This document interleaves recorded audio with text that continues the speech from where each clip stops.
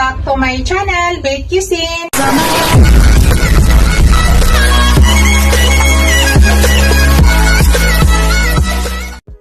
Hello guys, today's video guys, i-share ko lang sa inyo, magluluto ako ng ampalaya. Lalagyan natin ng pork giniling. So ito po yung aking ampalaya guys, na-slice ko na at hindi ko lang pinakita sa inyo. Ganyan lang ang pag-slice ko guys, maliliit. Ito nakababad siya sa asin na may tubig para makatulong mabawasan ng pait if ever mapait mo yung ating ampalaya. Kasi para yung aking Unica Iha ay makakain, so ginawan ko ng paraan, niliitan ko lang siya guys. Yan, ito po yung aking pork giniling. Ako po yung nagiling yan guys, dito ko lang yan ginawa. Yan, dyan ko lang siya ginawa para hindi masyado pinong-pino ang pagkagiling. Yan, yan yung gusto ko sa giniling na ilalagay ko dito. Ito, maglalagay din tayo guys ng kamatis, sibuyas, at saka bawang. So, 3 egg po yung ilalagay ko later guys. Tapos, gagamit din tayo ng panimpla ng asin. Tapos, ground black pepper. At maglagay ako nito guys ng kaunti liquid seasoning. So, tara guys, umpisa na natin sa pagluto. Hello guys, ayan po, nagpainit na po tayo ng pan.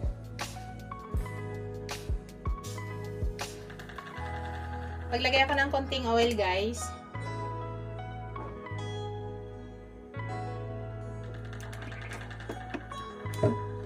Yung ating ampalaya guys ay dinrin ko na, tinanggal ko na yung tubig para hindi siya magtutubig na. So tama na yon, enough na, mga 15 minutes natin siya minarinate. So una guys, ilalagay ko na yung ating sibuyas.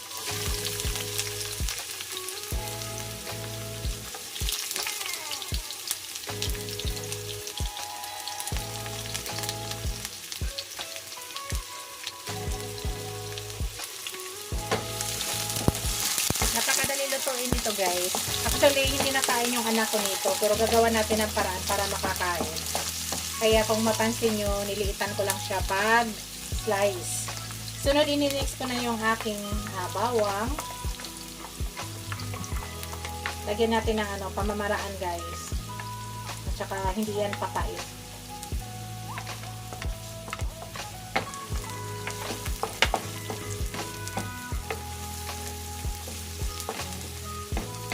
Pag magluto ako ng sibuyas at saka bawang guys, hindi ko masyado ginagawang dark brown. Kasi ayaw ko medyo mapait. Mas gusto ko siya kainin na ganito. Basta ang importante guys, yung na-smell mo nyo na lumabas na yung aroma ng ating sibuyas at saka bawang. Enough na po yan. Yung naaamoy na po natin yung bango. Nalalanta na siya. Then, after guys, ilagay ko na yung aking kamatis.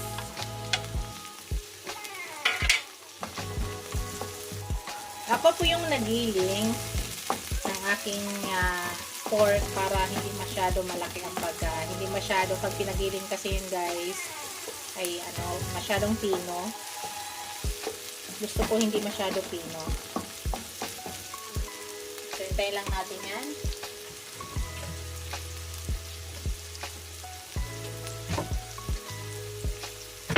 Takpan ko guys para maluto agad ang sibuyas. Kamatis. Yan po yung technique na ginagawa ko.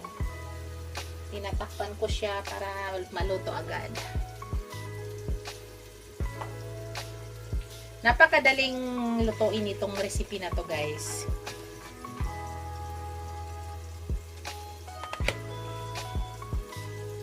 Yan, check natin. Nakakatulong po yan. Malalanta agad yung ating kamatis pag tinatakpan po natin.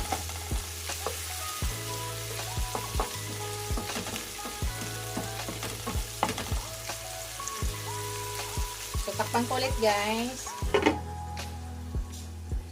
Yung itlog pala natin, lalagyan natin ng konting asin at konting ground black pepper.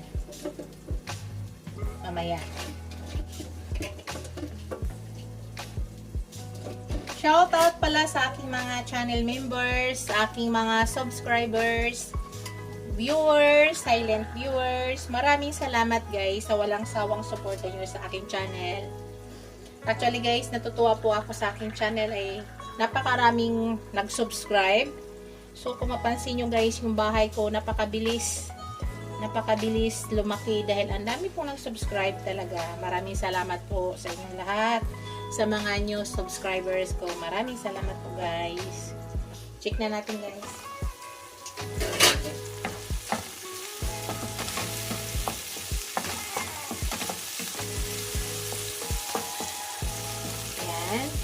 Then after guys, ilagay ko na yung aking giniling. Pork giniling. Yan, kung mapapansin nyo guys, malalaki ang pagka-giling yan. Kasi ako lang po ang nag-fry yan. Dito kasi, pwede mo gawin ng pamaraan. Kung yan, pag dito mo siya gawin, pag makita mong yan yung gusto mong laki, tama na, enough na. Pero kung gusto nyo pino pa, tuloy-tuloy pa yung ano nyo. Pero, ganito kasing gusto ko. Actually, gusto ko nga sana beef giniling. Ay, wala po ako ditong beef. Pork lang po yung nakastock sa akin. Kaya, yan lang po yung giniling ko. Meron akong ditong beef, kasi ribs naman siya na pwede gilingin. So, yan. Hintay lang muna natin guys. Isusot lang muna natin yan.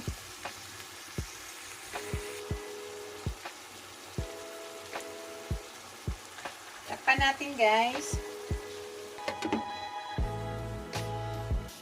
Kaya mo lang muna natin yan. Tingnan natin guys.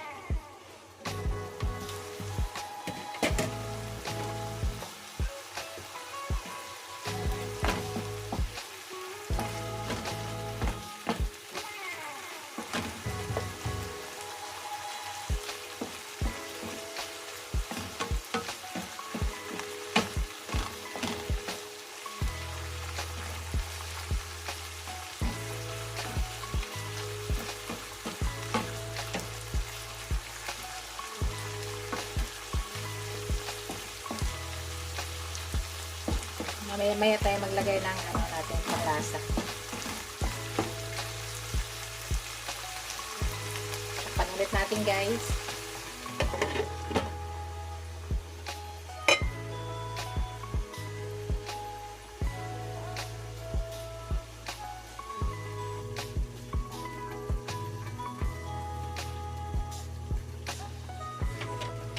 Check natin guys.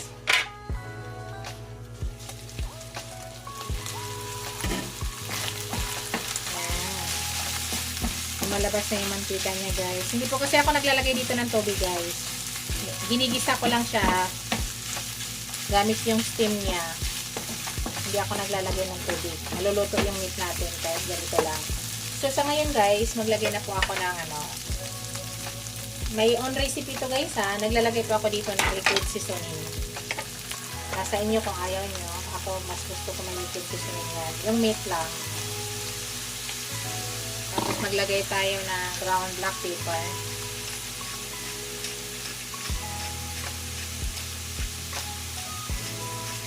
Bango guys. Tapos maglagay tayo dito ng konting salt. Konti lang guys. Kasi naglagay tayo ng liquid seasoning.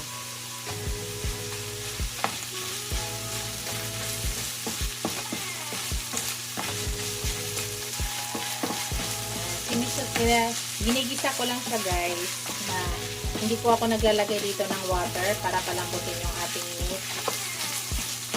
Ginigisa ko lang siya. Lutuin muna natin yung ating meat bago natin ilagay yung ating ampalaya. Kasi gusto ko sa ampalaya guys hindi masyado overcooked, tama lang. Actually gusto ko sana talaga half cook lang yung sa ampalaya. Kaso lang, ayaw ng anak kong babae para mapakain ko. So, makisama tayo guys. Gawin natin yung gusto rin niya. Hindi lang yung gusto ko. So, yan. Takpan ko ulit guys. Maya-maya, lutuin muna natin yung meat. pause ko muna yung video para hindi tayo masyadong maba. Tingnan natin guys. Yan, nakita nyo guys, luto na yung meat guys. Pag ganito guys, luto na po yung ating meat.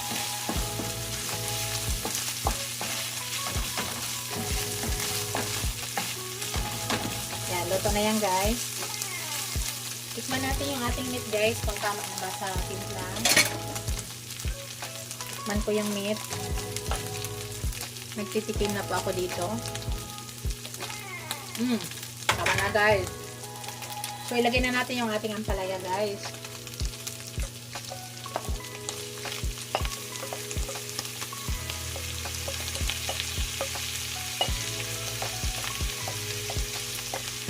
Dito, hindi na po tayo maglagay ng ibang panglasa guys sa timplahan natin.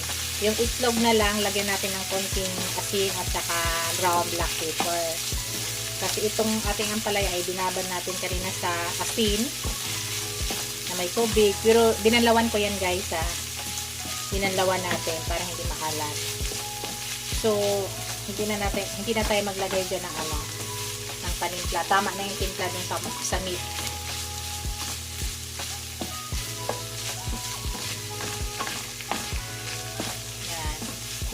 Maluto lang to guys gamit yung steam nya. So tatakpan lang natin, minimix ko lang maigi para mag-mix yung nya. Ayan.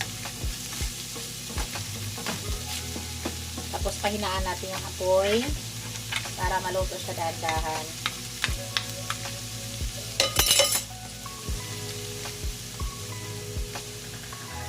Tapos takpan natin guys.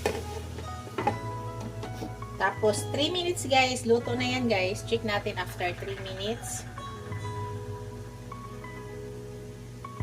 Pause ko muna yung aking video para hindi masyado humaba.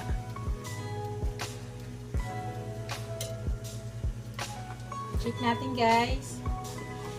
Naka 2 minutes na tayo. 1 minutes natin.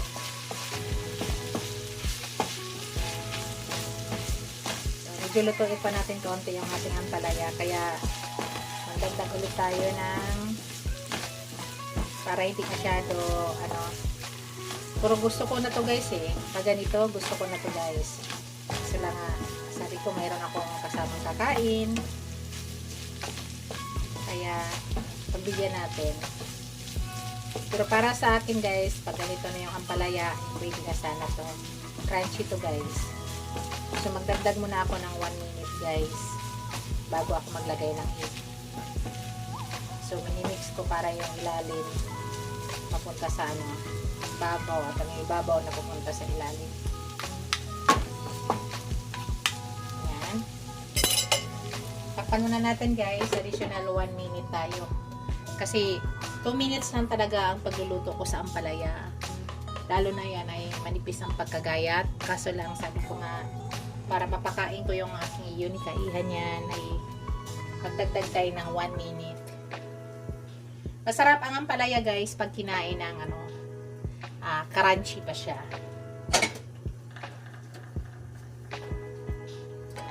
Ayan, tapos yung itlog ko pala guys ay ito na. Ayan. Nilagyan ko siya ng konting salt at saka ground black pepper.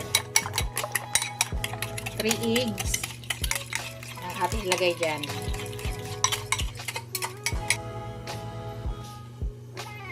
So, check ulit natin guys.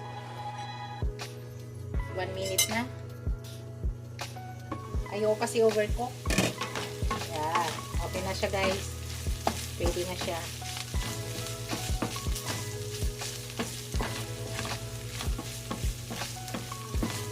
Bango guys. Bango. So ngayon, ilalagay ko na yung aking binating egg.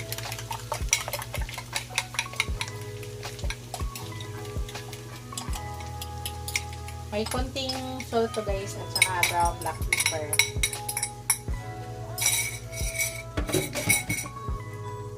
So ayan, alaman na natin. Just yung apoy, medyo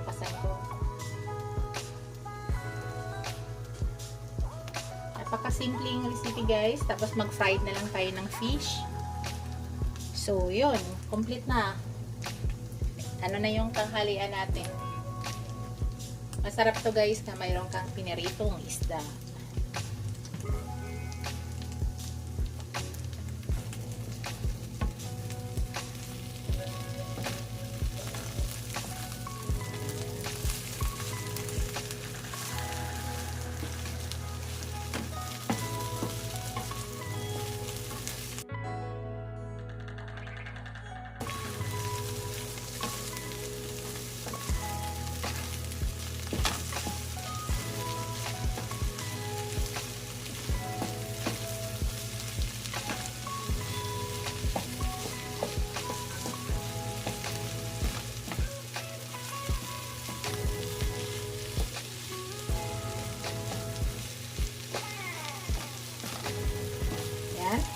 Ito na yan na guys. Patay na natin. Luto na po yan.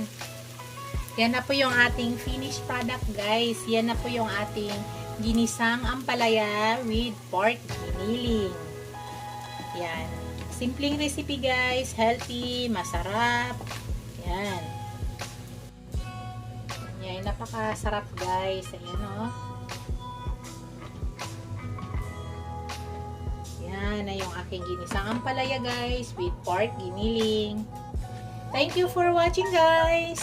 Don't forget to like, comment, share, and subscribe to my channel.